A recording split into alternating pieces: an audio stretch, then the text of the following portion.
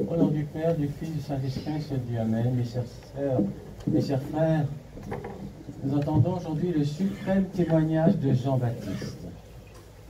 Nous voyons Jésus qui exerce en Judée les fonctions de son ministère.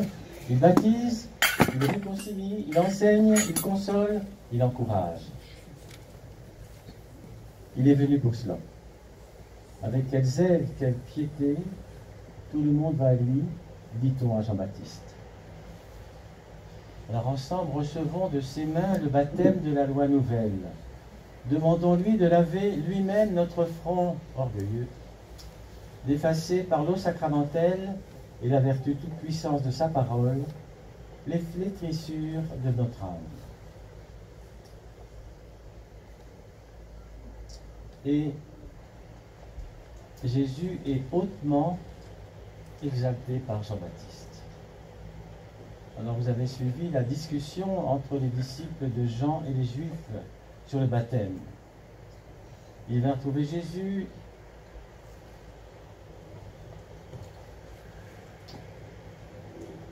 Il va surtout trouver Jean-Baptiste et lui disent: celui qui était avec vous au-delà du Jourdain et à qui vous avez rendu témoignage, baptise lui aussi, et tout le monde va à lui. Soyons un peu attentifs à la discussion qui s'engage. Que reproche-t-on au divin maître?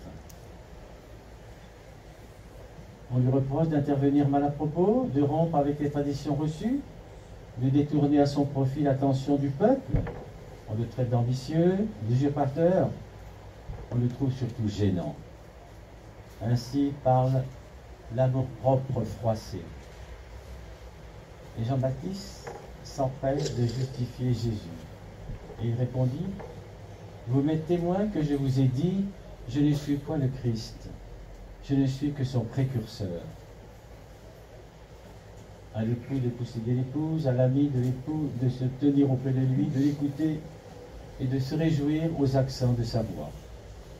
Cette joie est la mienne, et elle est à son comble.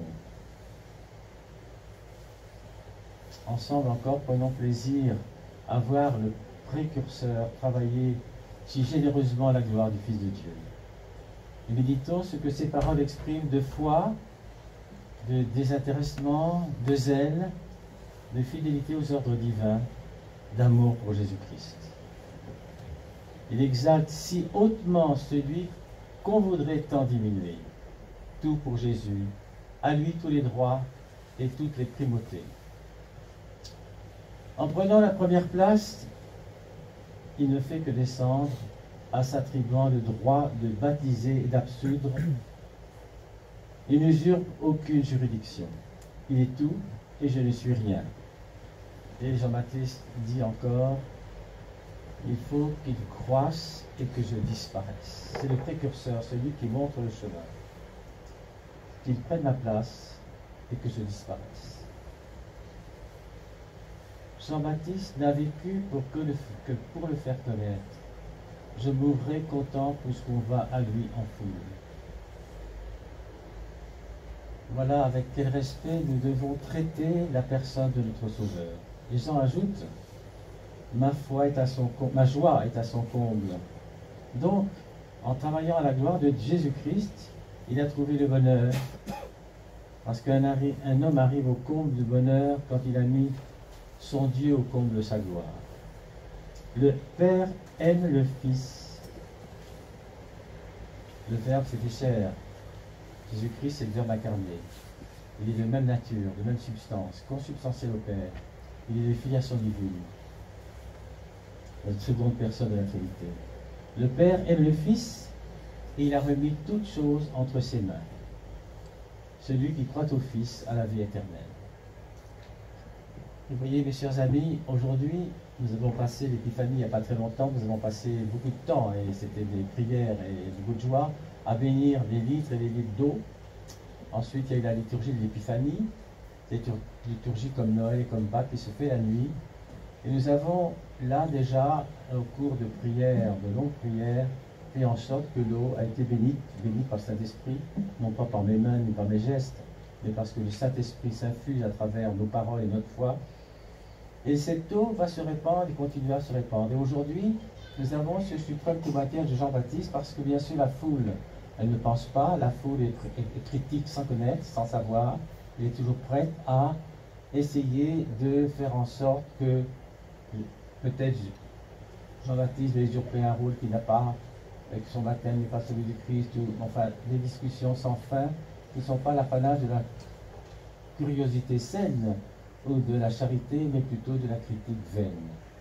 Alors aujourd'hui, avec Saint Jean-Baptiste, prions lui qui vivait dans le désert. Il était critiqué parce qu'il ne buvait que de l'eau et mangeait des sauterelles. Le Christ était critiqué parce qu'il buvait du vin en traité d'ivrogne. Vous voyez, la gent humaine n'a pas changé, c'est toujours la même chose. Quand on ne peut pas aimer, on critique, et parce que notre cœur est trop sec. Alors aujourd'hui, c'est normal que cette eau nous adoucisse un peu le regard du clergé aussi, le regard des prêtres, le regard des fidèles, le regard de ceux qui ne croient pas. Et ceux qui ne croient pas, eh bien, nous sommes responsables peut-être. Parce que nous n'avons pas donné l'exemple, ne pas avoir su aimer, essayer de faire comprendre à ceux qui n'ont pas eu le privilège ou le bonheur ou la chance d'avoir connu le Seigneur, parce qu'ils n'ont pas reçu cette éducation-là. Aujourd'hui, l'éducation se fait très différente.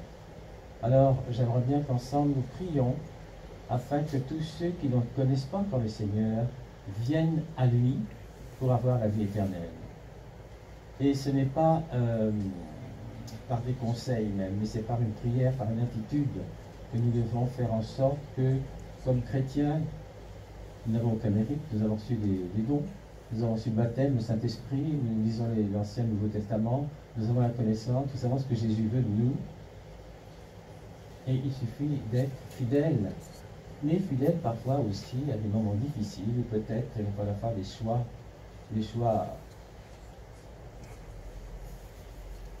savoir choisir pour ou contre le Seigneur à des moments difficiles, comme savent le faire si bien tous ceux qui sont persécutés dans les pays en Orient, contre ceux qui ne croient pas au Christ. Alors, soyons forts de cet esprit de Jean-Baptiste, qui est le précurseur, celui qui montre, et celui qui disparaît pour le faire montrer Jésus plus grand.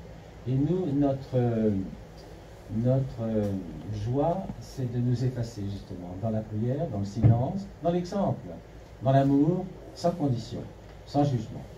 Alors aujourd'hui, je vous invite tous à, après ce temps de Noël, ce temps d'épiphanie, toutes les épiphanies du Seigneur jusqu'aux noces de Cana, la présentation du autant, bien sûr. Et tout ça, c'est toutes les manifestations du Seigneur. Ce Seigneur qui va naître dans une grotte. Mais chose paradoxale, ce jour-là, il y aura quand même une troupe d'armées célestes en train de chanter « Gloire à Dieu pour les cieux ». Donc, il y aura un bouleversement cosmique entre le ciel et la terre. Ensuite, ce silence, ensuite cet enfant qui va prêcher dans les synagogues, qui va édifier tous les grands docteurs et dont les parents vont chercher, puis le grand silence. Et entre 30 et 33 ans, pendant 3 ans, 36 mois, qu'est-ce que c'est? C'est le temps d'une licence. Pendant 3 mois, qu'est-ce qu'il va faire? Eh bien, il va donner son enseignement, il va prêcher l'amour, il va guérir les malades. Et tout juif qu'il est, il va peut-être parfois scandaliser les juifs. Non pas qu'il veuille scandaliser, mais il sait que le jour du sabbat, où il ne faut rien faire, il est tout à fait de cet avis-là qu'il ne faut rien faire que louer le Seigneur. Mais lui, quand il y a un malade, quand il y a un mourant, il va sauver ce mourant, il va sauver ce malade. Parce qu'il fait la loi, ce que le Seigneur nous demande. Il ne va pas contre cette loi juive, mais il la dépasse par son amour. Et enfin, un chemin incompris, un échec total. Puisque même les apôtres, certains vont le renier, certains ne vont pas avoir confiance, ne vont pas comprendre. Jusqu'à la fin. Et ensuite, la mort, pour nous sauver du péché, la résurrection. Cette résurrection-là, c'est la résurrection qui nous est promise aussi. Si nous sommes fidèles, cohérents dans notre foi, qu'il n'y ait pas de hiatus entre ce que nous disons et ce que nous faisons. Parce que être chrétien, c'est un engagement, et un engagement qui n'est pas pris à la légère. C'est comme le mariage. Le mariage, c'est un engagement vers la chasteté du couple. Tout sacrement est d'une force, mais il faut encore pouvoir continuer à la vivre, cette force-là. Alors demandons toujours au Seigneur, au Saint-Esprit, qui nous éclaire, pour que notre vie avec ses problèmes, ses problématiques, ses joies, ses difficultés, ses transgressions, tous les problèmes, toutes les influences qu'on peut subir, sachons que dans le creux de notre chambre, de savoir prier, de nous retirer, de nous mettre en contact avec le Seigneur. Parce que prier, c'est recevoir un don, c'est recevoir au fond, c'est cette espèce de contact avec le Seigneur qui nous demande tout ce qu'il sait déjà de nous et que nous essayons parfois de développer ou de travestir ou de faire souder dehors favorable, mais le Seigneur nous connaît. Alors, soyons des hommes directs, francs, loin de toute hypocrisie, de tout fanatisme. Soyons des hommes et des femmes, des enfants épris de justice, de vérité, pour ceux qui croient et ceux qui ne croient pas. Et peut-être même d'être plus doux, plus indulgents, plus charitables avec ceux qui ne croient pas. Parce que ceux qui ne croient pas, c'est peut-être à cause de moi, peut-être à cause de vous. Et la bénédiction du Dieu Tout-Puissant, le Père, le Fils, le Saint-Esprit, descende sur vous et reste pour toujours. Amen.